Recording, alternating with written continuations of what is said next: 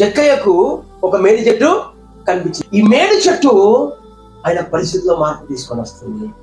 మేడి చెట్టు అనేది టర్నింగ్ పాయింట్. మనిషి జీవితంలో టర్నింగ్ పాయింట్ ఉంటాయి. దేవుడు మనిషిని మారడానికి, మనిషిని మార్చడానికి అనేక అవకాశాలు ఇస్తూ ఉంటాడు. దేవుడు తన్ను తాను మనుషులు కలుసుకోవడానికి అనేక అవకాశాలు కల్పిస్తూ ఉంటారు. నా ప్రియమైన దేవుని బిడ్డ, మనందరినీ మహిమతో నింపాలనుకుంటున్నాడు. ఆదాము అవ్వకు దేవుడు మహిమనిచ్చాడు.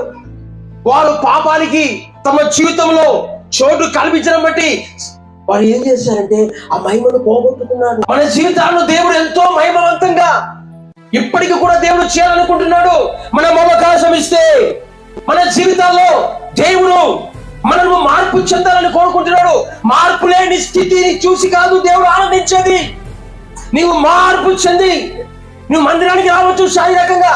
దేవుడు ఏరి కోరి మన నుంచి దరిద్రాన్ని తీసివేయాలని ఆయన ఇస్తే ఇంకా మనం ఆ దరిద్రం గురించి ఆలోచన చేస్తూ ఇంకా దరిద్రాన్ని మన హృదయంలో ఉంటే ఇక మన స్థితి పరిస్థితి ఎలాగూ మారేది.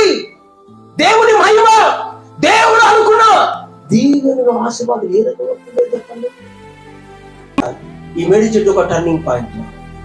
జక్కయ్య జీవితంలో ఈ టర్నింగ్ పాయింట్ ను, ఈ అవకాశాన్ని, ఆపర్చునిటీస్ కమ్స్ రేర్లీ అంటే, కానీ మన దేవుడు మరలా మనకు అవకాశం ఇస్తున్నాడు.